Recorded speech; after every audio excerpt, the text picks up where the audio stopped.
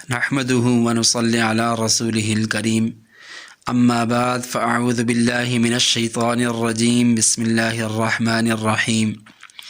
يا ايها الذين آمنوا كتب عليكم الصيام كما كتب على الذين من قبلكم لعلكم تتقون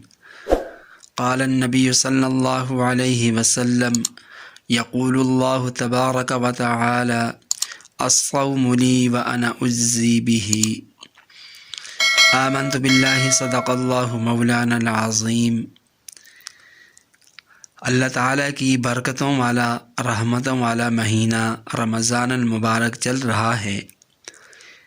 اس مہینے کی دو اہم اور دو خاص عبادات میں سے ایک روزہ اور دوسری تراویح ہے۔ آج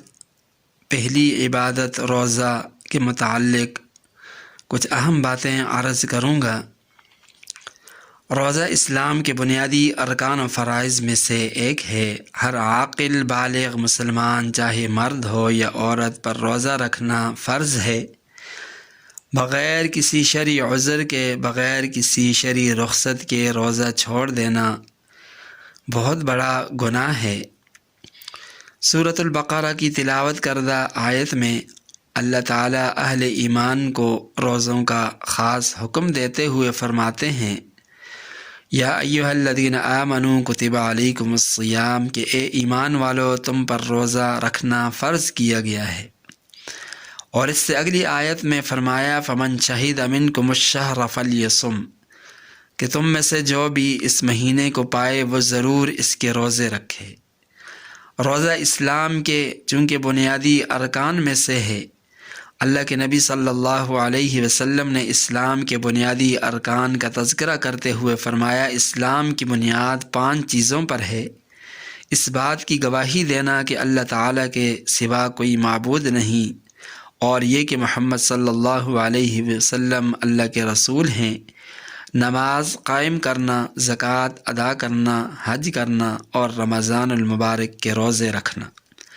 بغیر کسی شرعی عذر کے روزہ چھوڑ دینا یہ بہت بڑا گناہ ہے۔ حدیث پاک میں آتا ہے آپ علیہ السلام نے فرمایا کہ جس نے بغیر کسی شرعی عذر کے، شرعی رخصت کے، بغیر کسی بیماری کے رمضان کا ایک روزہ چھوڑ دیا، گو وہ اگرچہ ساری زندگی بھی روزے رکھے پھر بھی یہ اس ایک روزے کے برابر نہیں ہو سکتا۔ یعنی رمضان المبارک کے روزے کا جو اجر و ثواب ہے وہ ساری زندگی روزے رکھ کر بھی اس کو حاصل نہیں کیا جا سکتا۔ اس سے روزے کی اہمیت کا بخوبی اندازہ ہو سکتا ہے کہ رمضان کا ایک ایک روزہ کتنا قیمتی ہے۔ سامعین محترم، روزہ اور نماز یہ دو ایسی عبادات ہیں کہ یہ اس امت کے علاوہ پہلی امتوں پر بھی یہ فرض رہیں۔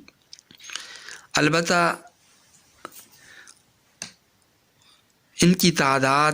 اور اوقات میں کچھ نہ کچھ ضرور فرق رہا، چنانچہ مشہور ہے کہ حضرت آدم علیہ السلام کی شریعت میں ہر مہینے کے ایام بیض یعنی ہر مہینے کی جو 13، 14 اور 15 تاریخ کے روزے ہیں یہ آدم علیہ السلام کی شریعت میں فرض تھے۔ حضرت موسیٰ علیہ السلام کی شریعت میں 40 روزوں کا ذکر ملتا ہے۔ حضرت داؤد علیہ السلام ایک دن روزہ رکھتے اور ایک دن افطار کرتے تو گویا 6 مہینے کے روزے۔ حضرت عیسیٰ علیہ السلام 2 دن روزہ رکھتے اور تیسرے دن افطار کرتے تو گویا اس حساب سے پورے سال کے اندر 9 مہینے کے روزے ہو گئے۔ لیکن اس امت کے لیے اللہ تعالیٰ نے کتنی آسانی کی ہے کہ پورے سال میں صرف 1 مہینہ روزے فرض کیے، اور جس طرح یہ روزہ آج فرض ہے اسی طرح حضور علیہ السلام کے زمانے سے لے کر آج تک روزہ فرض رہا، اور ہر دور میں مسلمان روزہ رکھتے آئے ہیں۔ اور اگر دیکھا جائے تو اس دور کے اندر روزہ رکھنا زیادہ مشقت والا تھا، زیادہ دشوار تھا، کیونکہ ابتداء میں جب روزوں کا حکم نازل ہوا تو شرعاً حکم یہ تھا کہ شام کو افطار کرنے کے بعد سونے تک کھانے پینے کی اجازت ہے۔ جب ایک بار سو گئے، نیند آ گئی تو بس اگلا روزہ شروع ہو گیا۔ اس حال میں مسلمانوں نے روزے رکھے، اور پھر عرب کی گرمی وہ تو مشہور ہے کہ وہاں کتنی گرمی ہوتی تھی، اور پھر اللہ کے نبی صلی اللہ علیہ وسلم حضرات صحابہ کرام نے اس طرح بھی روزے رکھے کہ کچھ کھجوریں میسر آ گئیں تو اس سے سحری کر لی، ورنہ پانی پی کر روزہ رکھ لیا، اور اسی طرح افطاری میں بھی کھجوریں میسر آ گئیں تو ٹھیک، ورنہ پانی سے افطاری ہو رہی ہے اور پانی سے سحری ہو رہی ہے۔ لیکن ان لوگوں نے صحیح طرح سے روزے رکھ کر دکھائے ہیں تاکہ کل کو کوئی یہ نہ کہے کہ روزہ رکھنا تو مشکل ہے، ہمارے بس کی بات نہیں۔ اللہ تعالیٰ فرماتے ہیں یا ایھا الذین آمنوا کتب علیکم الصیام کتب علی الذین من قبلکم، کہ اے ایمان والو تم پر روزے فرض کیے گئے، بلکہ یہ روزے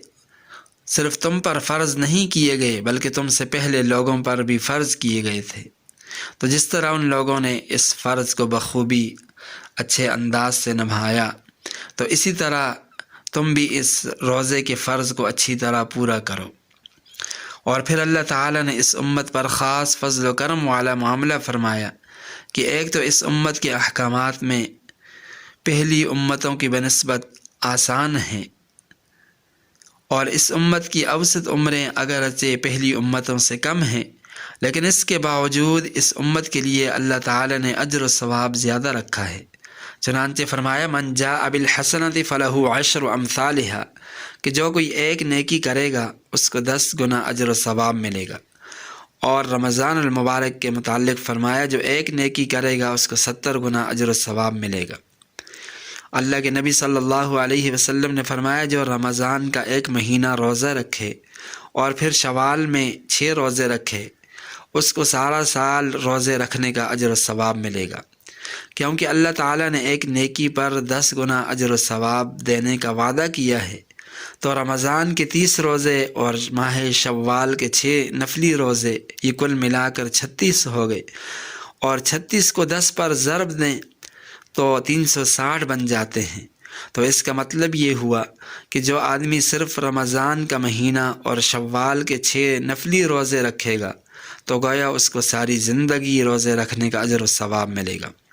یہ اللہ تعالیٰ کی طرف سے ہمارے ساتھ کتنی آسانی ہے۔ اور پھر اللہ تعالیٰ نے روزے کے معاملے میں مزید آسانی یہ بھی رکھی ہے کہ اگر کوئی شرعی عذر ہے تو روزہ چھوڑنے کی اجازت بھی ہے۔ فمن کان منکم مریضا او علی سفر فعدۃ من ایام اخر، اس آیت کریمہ میں اللہ تعالیٰ نے وہ شرعی اعذار بتائے جن کی وجہ سے روزہ چھوڑنے کی اجازت ہے، اور وہ 3 ہیں۔ ان میں سے پہلی چیز وہ مرض ہے، یعنی اگر کوئی آدمی بیمار ہے اور روزے رکھنے سے اس کی جان کو خطرہ ہو سکتا ہے، یا اس کی بیماری کے شدت اختیار کر جانے کا اندیشہ ہو، یا آدمی بیمار ہے اور ماہر طبیب، حکیم، ڈاکٹر جو دیندار بھی ہو اور روزوں کی اہمیت سے واقفیت بھی ہو، اور وہ کہہ دے کہ تمہارے لیے روزہ رکھنا اس حالت میں نقصان دہ ہے، تو اس صورت میں شریعت نے اجازت دی ہے کہ یہ مریض فی الحال روزے رکھنا چھوڑ دے، اور جب صحت مل جائے بعد میں ان کی قضا کر لے۔ دوسرا عذر مسافر سفر ہے۔ جب شرعی سفر ہو، یعنی اتنی مسافت کا سفر ہو جس میں نماز قصر کرنے کا حکم ہوتا ہے، اس مسافر کو شریعت نے سفر کی مشقت کی وجہ سے اجازت دی ہے کہ وہ بھی روزہ چھوڑ سکتا ہے، لیکن یہ اس صورت میں ہے کہ جب سحری کا وقت سفر کے اندر ہو۔ لیکن اگر مقیم ہونے کی حالت میں سحری کر لی اور اس کے بعد سفر کا ارادہ ہے تو ایسے سفر میں بہرحال یہ روزہ رکھنا لازم ہے، البتہ سفر میں مشقت نہ ہو، جیسے کہ آج کل عام طور پر جو اسفار ہیں وہ آرام دہ ہوتے ہیں، تو ایسی صورت میں روزہ رکھ لینا بہتر ہے، لیکن پھر بھی شریعت نے اجازت دی ہے کہ کوئی روزہ نہیں رکھنا چاہتا تو نہ رکھے، بعد میں اس کی قضا کر لے۔ تیسرا عذر جس کی وجہ سے روزہ چھوڑنے کی اجازت ہے وہ یہ ہے کہ کوئی شخص بہت زیادہ بوڑھا ہو گیا ہو اور عمر کے تقاضے کی وجہ سے روزے رکھنے کی ہمت نہ ہو، تو اس کو بھی اجازت ہے کہ روزہ نہ رکھے بلکہ روزوں کا فدیہ دے دے۔ ایک روزے کا فدیہ ایک صدقہ فطر کے برابر ہے، تو 30 صدقہ فطر کے برابر وہ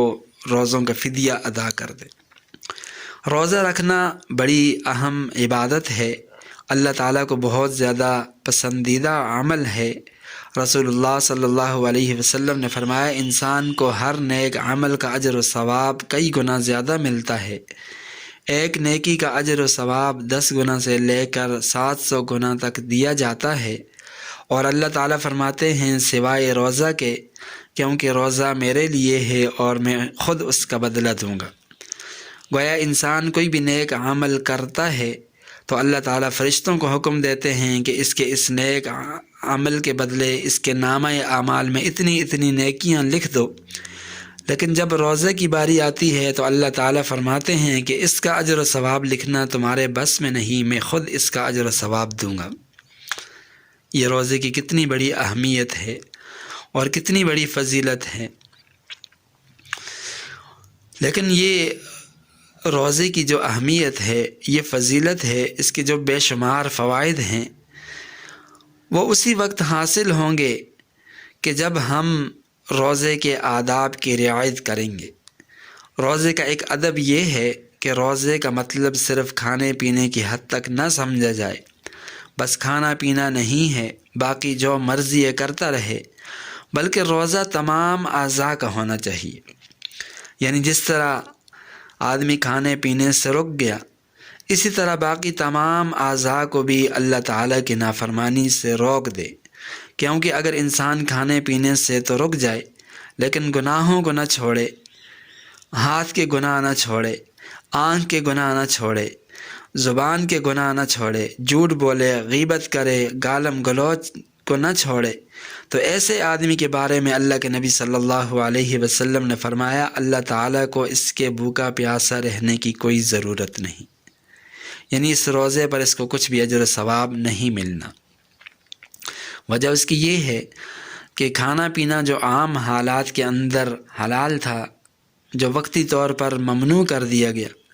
لیکن عام طور پر تو وہ حلال ہے، لیکن گناہ کرنا وہ تو ہر حال میں، جھوٹ بولنا، غیبت کرنا، وہ تو روزے کے علاوہ بھی ہر حال میں وہ ممنوع ہے۔ تو جو چیز عارضی طور پر جس کو حرام قرار دیا گیا، ممنوع قرار دیا، اس کو تو آدمی اختیار کر لے کہ کھانا پینا چھوڑ دے،